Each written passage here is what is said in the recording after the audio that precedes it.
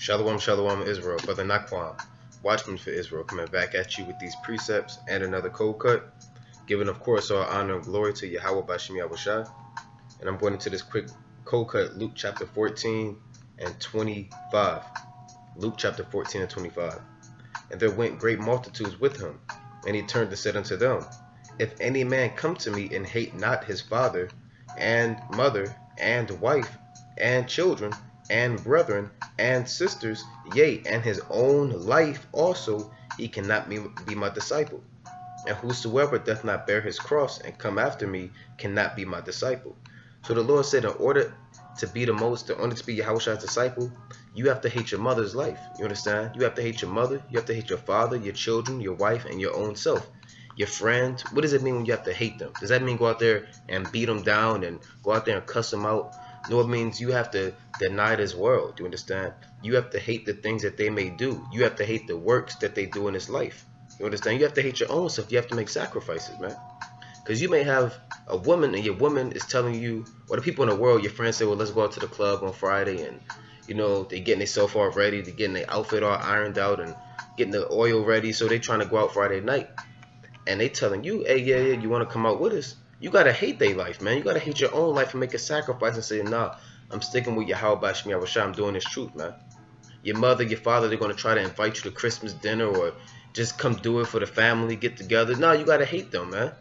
You got to put everything on the back burner when it comes to this truth, man. Everything goes on the back burner, even your own children, man. You know, your child got a basketball game or you know, wants you to come out and spend time, whatever, but you gotta get into these scriptures, man. You may have a video to upload or do some breakdowns. You gotta be like, man, forget my child, man. I gotta do this work. All right, but you have to have a balance, man. But everything goes on the back burner when it comes to this truth. You have to hate your own life, man. You may have been a prosperous man in the world. You may have had big dreams and aspirations and goals of being. Some people say I was going to be an NFL star, or I was going to be a professional dancer, I was going to be a damn dietitian, or I was going to be a anesthesiologist. I was going to have my own company and all of this type of, you know, have my own business corporation. You may have had all of these aspirations and dreams and goals, but now you find out what this truth is about. You got to leave all that stuff behind, man. All right, you may have been saving up money to go to a damn vocation school to learn how to do a trade and all of this, but now look, man, you got to spend the majority of your time should be spent in this truth. We're not of this world. The Lord said, love not the world, neither the things that are in the world. All right, and James the 4th chapter says, if any man be a friend of the world, he is the enemy to God. All right, so if you're in this world, if you love the cares of this life, if you love what this society promotes, if you love the lust of the flesh and the lust of the eyes and you know, the different things that please you and the different things that everybody else loves in this world, whether it's sin, whether it's these false religions, these false philosophies, it may be turning up, going to the club, drinking and smoking. People miss that. You got to leave all that stuff behind, man. You got to leave everything behind. All right, the Lord told you an account in Luke 9:62. Let me read this real quick. Luke chapter 9:62.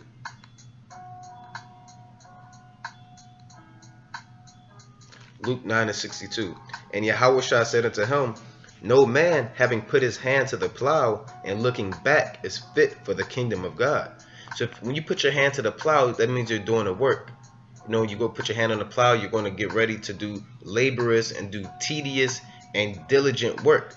And that represents this truth, man. You put your hand to the plow to do this truth. Because a plow, you breaking down the land. You understand? You breaking down the soil to plant seeds. So when we go out there to teach, we're breaking down the land and to plant the seeds and split the ground open to be able to get the soil soft so we can plant the seeds so it can be nurtured and watered. All right, so if you put your hand to the plow, that means you're doing the work. If you start looking back, you're not fit for the kingdom of the Most High. You looking back in the world, you missing how you used to be the man, or you missing, you know, this woman, this bad, fine woman that you had in the world. You missing your life, all that stuff. You got to let all that stuff behind, man. Everything has to go. Your goal of being a football star, you want to try to go back to college and be a walk-on. Look, man, all that stuff got to go. You got to hate your own life. Like I said, you may have been a prosperous man. You may have been Mr. Popular. You must have been that dude, but that old man is dead now. The Lord said, kill that old man and mortify your members, because you become a new man when you're in this truth. All right, let me go to the book of Hebrews, the 10th chapter. So like I said, you got to hate your own mother, man, your own wife, your own father, your children. And if you don't do that, you can't be the Lord's disciple, because this truth is serious, man. It's not nothing to be playing around with. You come into this truth, you think it's a game. Hebrews chapter 10, and I'll go to verse 38. It says, now the just shall live by faith, but if any man draw back, my soul shall have no pleasure in him. So the just, they live by faith. You understand? We live by faith. But if any man draw back, if any man thinks about going back in the world, damn, I miss smoking, man. I miss that feeling I used to get high. And people talk about things, what they did in the world, and you know, that's you kind of missing what you was doing in the world, man. The Lord said in the book of Ephesians, it's a shame to even speak of those things which are done of them in secret. Man, you shouldn't even want to speak of the things you used to do. You're supposed to be ashamed of all that, man. You're supposed to hate that, man. You're supposed to be disgusted at your abominable life that you used to live. You're supposed to strongly detest your actions and your works of the world. It says, now the just shall live by faith, but if any man draw back, my soul shall have no pleasure in him. So the Lord is going to destroy you. He's not going to have pleasure in you. But we are not of them who draw back into perdition, but of them that believe to the saving of the soul. So we're unto them that believe. We're unto them that have faith. We're unto them that we deny ourselves. We knew what we signed up for. Like if you want to join an actual military, or you want to join Esau's army, you already know what you're getting yourself into. You know you're going to have to do boot camp. You know you're going to have to endure the harsh conditions. You know you're going to have to work out and run and climb down walls and do push-ups and have a man scream at you and spit in your face and make your bed with no wrinkles and clean your boots and clean the floor with a toothbrush. You already know what you're going to get yourself into, man. So when you end up joining the military, it shouldn't be a shock to you. You understand? It shouldn't be nothing strange to you when the man is yelling in your face, when you have to do 50 push-ups. Just like when you come into this truth, you know, or you should know what you signed up for. How do you know? Because you have examples, man. You have the prophets. You have YAHAWASHI. Whatever he went through, you're going to have to go through. Because you got to drink of that cup. All right? That cup is all the affliction, the trials and tribulation. All right? The mocking, the scoffing. You understand? The ridiculing, the ostracizing. You becoming an outcast. You have to get ready for that, man, and drink of that cup. You have to love that cup and ask the Most High to give you another cup. All right? That's how you should take affliction. Make affliction your best friend. All right?